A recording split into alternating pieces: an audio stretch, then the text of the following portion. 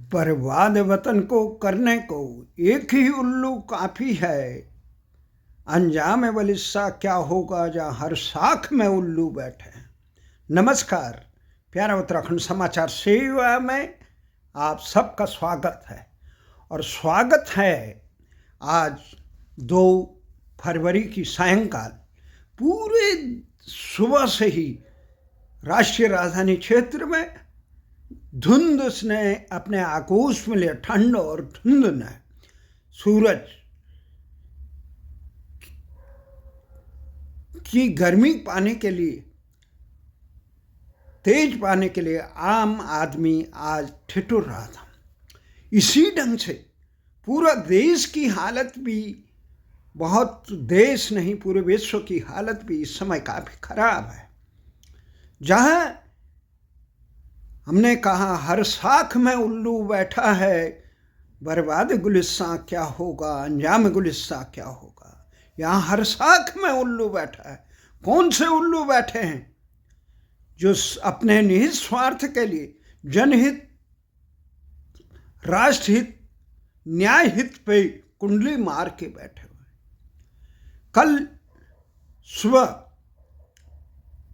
कल दोपहर सुबह जिस समय देश मोदी सरकार अपना बजट 2024-27 का बजट संसद में पेश कर रही थी, उसी समय मुझे देश के अग्रणी समाजसेवी महेश चंद्र जी का फोन आया। कहा आप प्रेस क्लब ऑफ इंडिया में आए। रविवार का दिन था, मन नहीं करता, परंतु फिर भी किंतु परंतु करके मैं वहां गया। कई कार्यक्रम थे, मन में एक अजीब बीतरागी की तरह उदासीनता हो गई। क्यों हो गई? कि जनहित के प्रति सारा किस ढंग से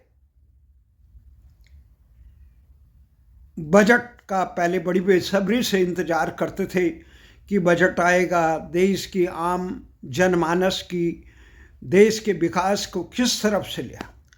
अब तो ये भी पता नहीं चल रहा है कि सरकारें बजट पेश तो करती है, बीच बीच में कीमतें बढ़ाती रहती हैं।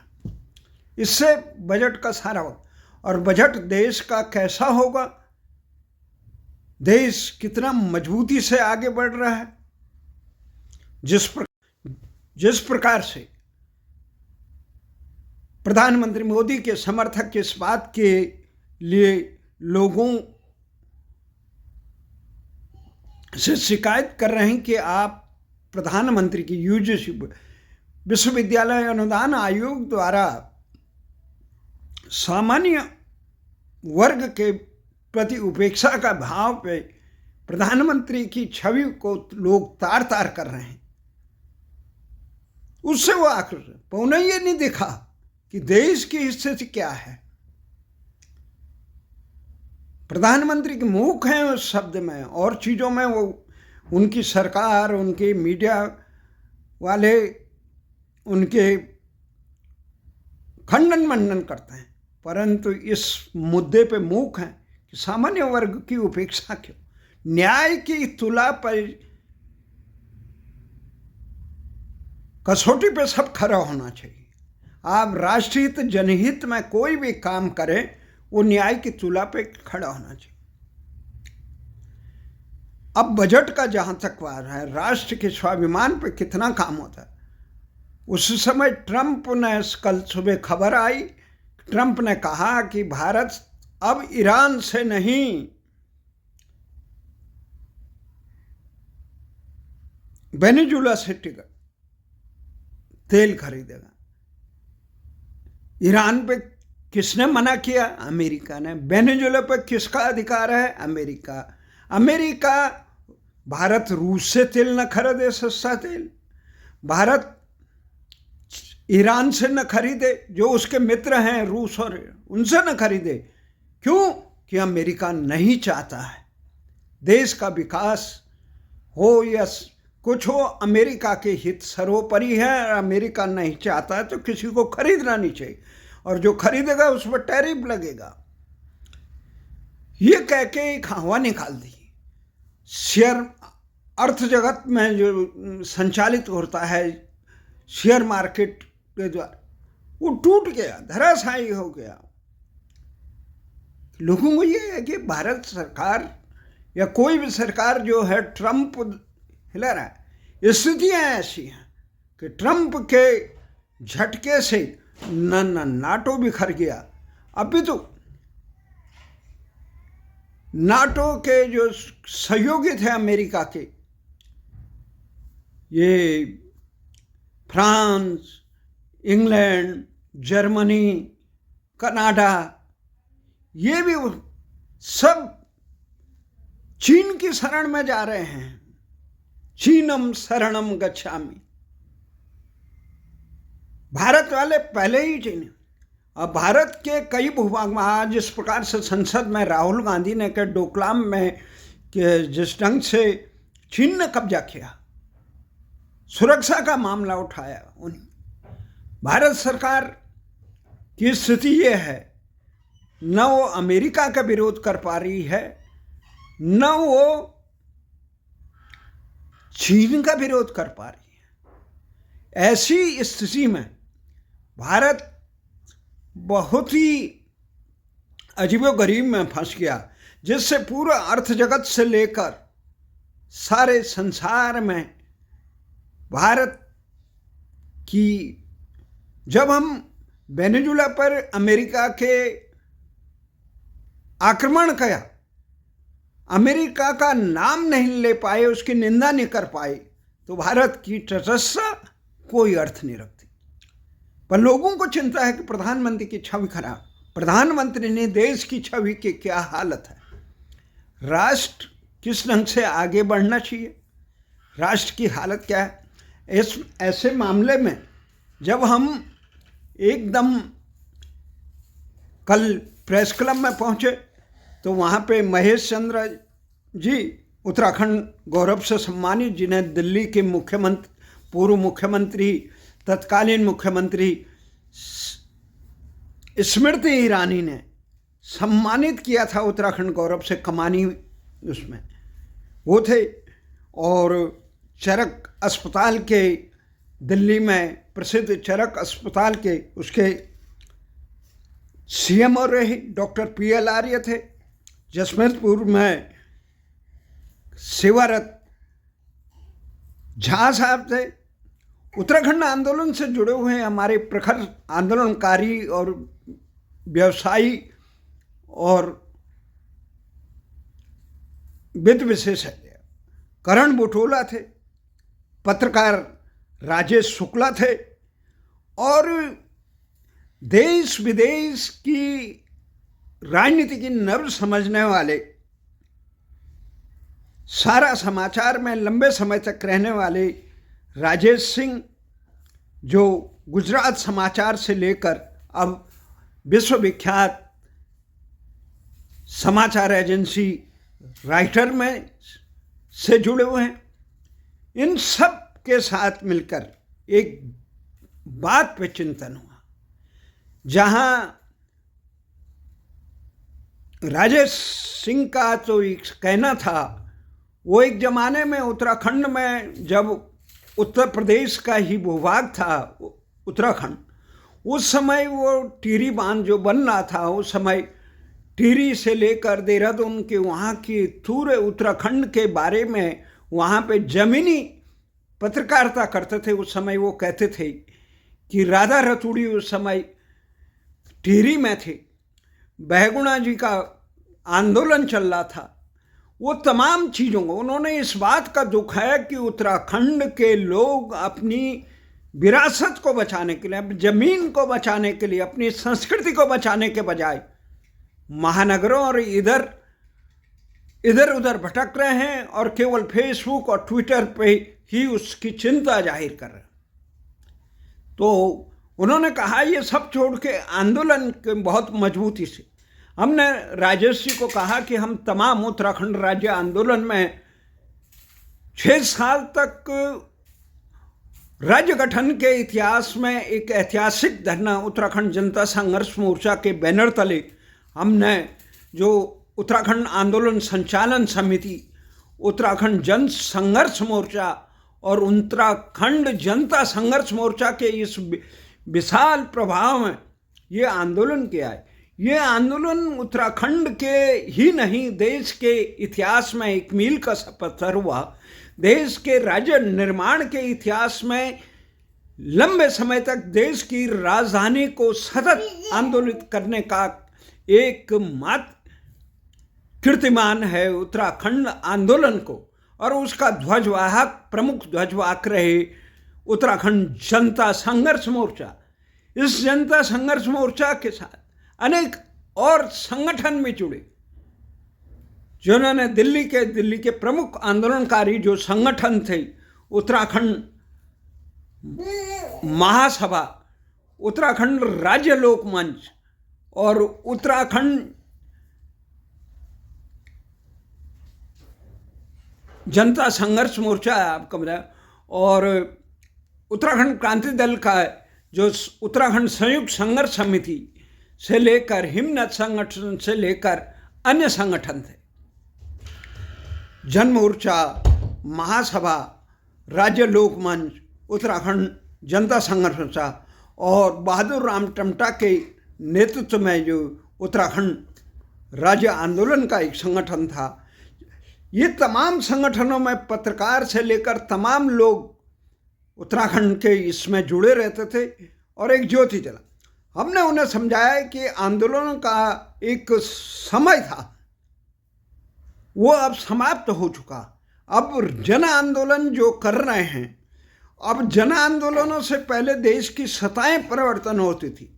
जैसे इंदिरा गांधी के आपातकाल के खिलाफ जयप्रकाश के नेतृत्व में बहुत बड़ा आंदोलन चला, उसके बाद मंडल कमंडल का आंदोलन चला, उसके बाद दामनी आंदोलन चला, तो उसके बाद कई आंदोलन चले।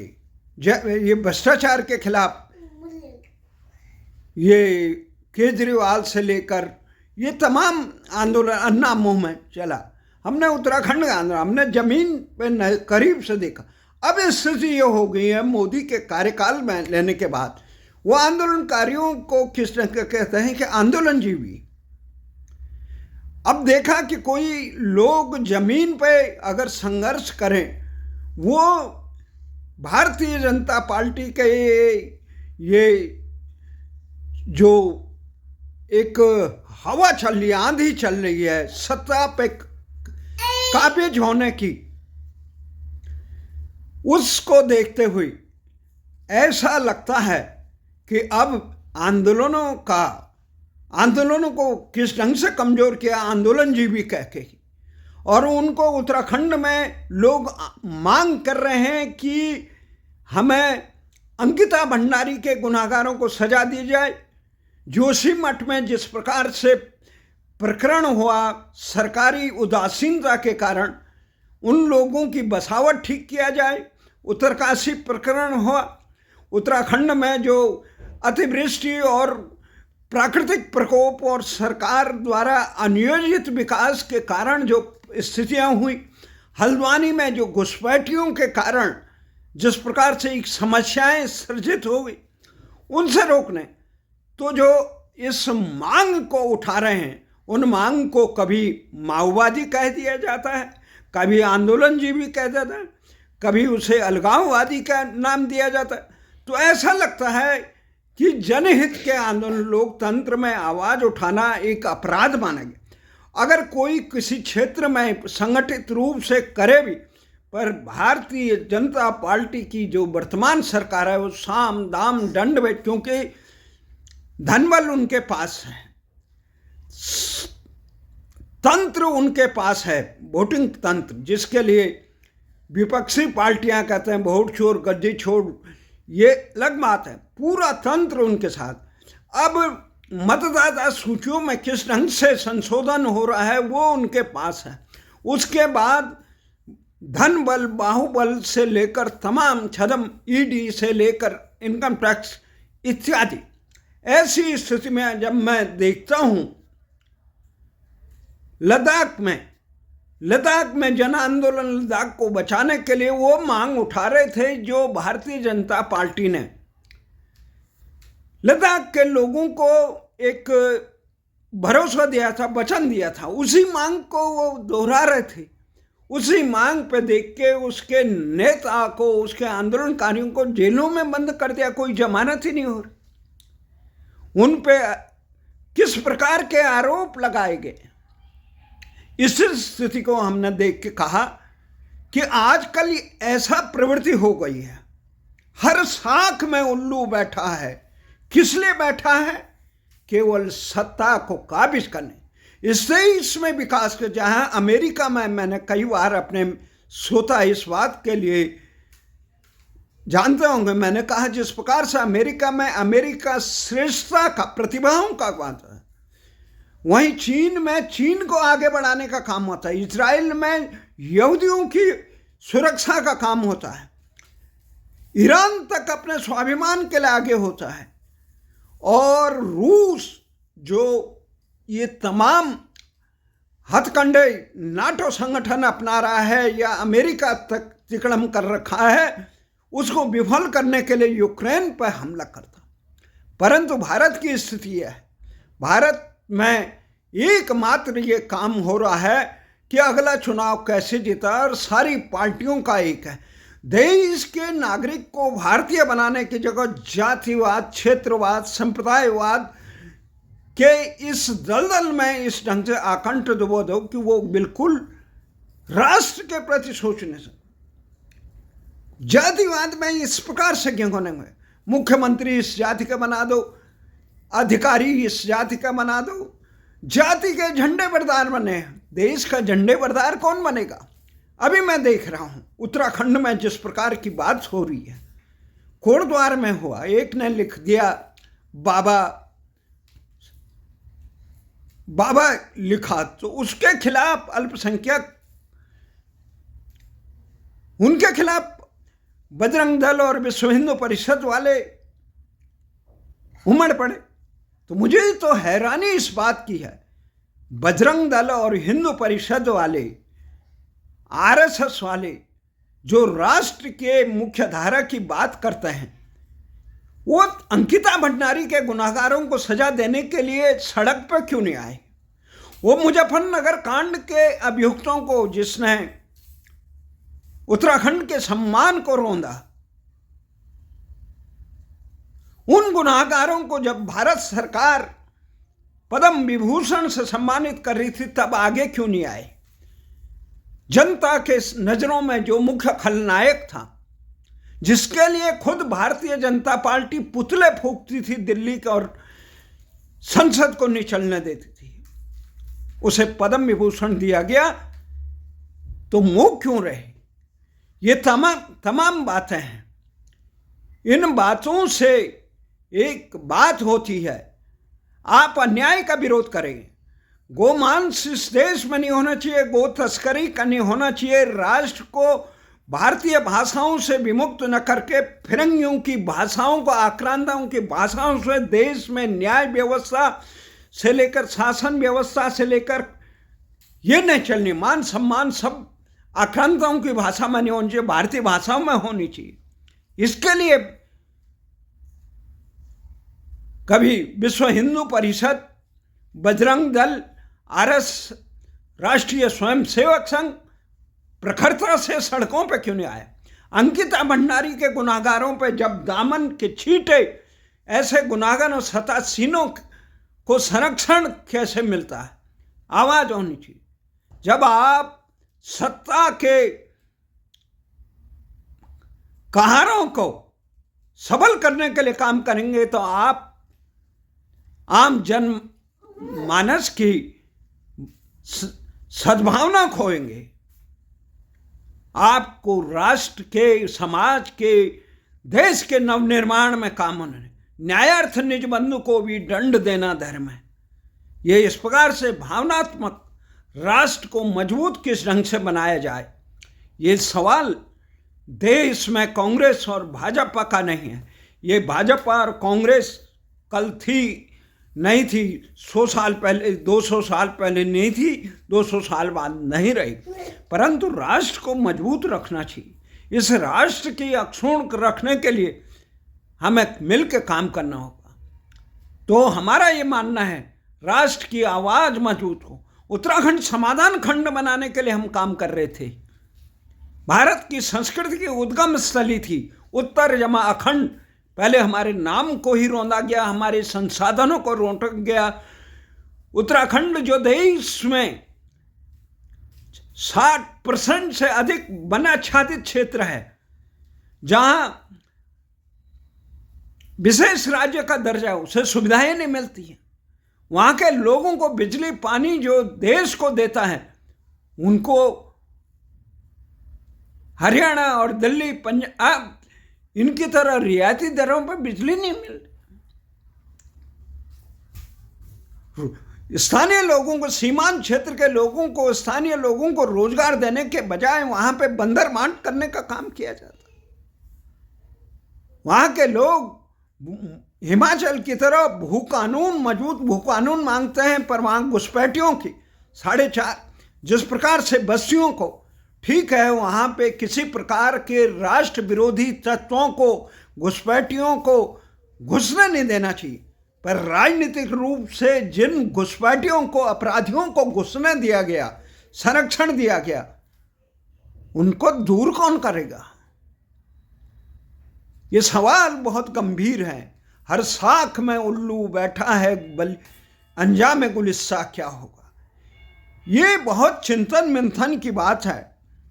हम ये कहते हैं जो समाज में हमारे मित्र हमसे पूछते हैं इसका समाधान क्या होगा। मैंने कहा राज्य गठन के समय हम यहाँ पर एक मजबूत दल बना रहे थे, 96 में चुनाव भी लड़े थे, परंतु अब देखा कि परिस्थितियों में हमारे क्षेत्र में इस प्रकार से राजनीति कर, क्योंकि लोग इस प्रकार से जातिवाद, क्षेत्रवाद और दलीय दलदल में इतना है कि वो सच्चाई नहीं दिखा दें। वो प्रदेश के हितों के प्रति चिंतित नहीं है, देश के हितों के प्रति चिंतित नहीं है। इसलिए हमारा ये मानना है कि देश को मजबूती के लिए एक बार से फिर नौजवानों को, आज आंदोलनकारियों के लिए एक बैठक बुलाई थी धीरेन्द्र प्रताप जी ने। मैं उस बैठक में इसलिए नहीं गया कि मुझे बहुत दुख है कि तमाम जितने मुख्यमंत्री अब तक बने, वो आंदोलनकारियों के जख्मों को और उत्तराखंड के हितों को रोने के अलावा कोई काम नहीं कर पाए, ठोस काम नहीं कर पाए, जिसके लिए राज्य गठन का किया था। इतने घुसपैठिए, एक तो घुसपैठिए घुसे जो राष्ट्रांतरण के लिए, एक भ्रष्टाचारी राजनीतिक घुसपैठिए घुसे, उनको संरक्षण देने का काम राजनीतिक दलों ने किया। उत्तराखंड की राजधानी गैरसैंण न बने, ये काम उन्होंने किया। उत्तराखंड के हक हकूकों पर उत्तर प्रदेश और केंद्र सरकार कुंडली मार के बैठे रहे, ये काम उन्होंने किया। और इसलिए आंदोलनकारियों को सम्मान के नाम पर, चिन्हीकरण के नाम पर जो तमाशा किया गया, मानक बनाए गए, वो आंदोलनकारियों को शर्मसार करने के लिए काफ़ी है, किसी समाज को शर्मसार करने के लिए काफ़ी है। परंतु जब सांच कहे तो मारन धावे, छोटे छोटे संगठनों में भी इतनी घात प्रतिघात बोने किस्म के लोग, मुझे बड़ी खुशी होती है। आज मैं देखता हूँ इस तमाम झंझावातों के बाद भी कुछ हमारे साथी ऐसे नए पीढ़ी के लोग ऐसे हैं जो सरकार के कुकृतियों को बेनकाब करके जनता को सज रास्ता देने के लिए तैयार है। वो भू कानून का मुद्दा उठा रहे हैं, वो राजधानी गैरसैंण का मुद्दा उठा रहे हैं, वो बेरोजगारों को रोजगार देने का ना, वो 5वीं अनुसूची में शामिल करने के लिए प्रदेश को शामिल करने की बात कर। परंतु हमें याद रखना चाहिए हमारी लड़ाई बिना लोकतंत्र में सारे शासन की सत्ता जनप्रतिनिधियों के हाथ में होती है। और वो जनप्रतिनिधि जब हम कितना भी प्रयास करें चुन नहीं पाते हैं, जिता नहीं पाते हैं, उसी पे ही हरण हो जाता है। तो कैसे लोकशाही का वो करें? ऊपर से जिस प्रकार से ट्रंप कर रहा है, जहां पूरे विश्व को हितों को रौंद कर अमेरिका के हितों को कर रहा है, उसी प्रकार से जिस राजनीतिक पार्टी का देश, जिस प्रदेश में हक है, वो दूसरे को नहीं आने, वही सामाजिक संगठन और अन्यों का है। इसी के साथ बहुत गंभीर और शर्मनाक बात है और इस पर गंभीर चिंतन होना चाहिए। जय हिंद, जय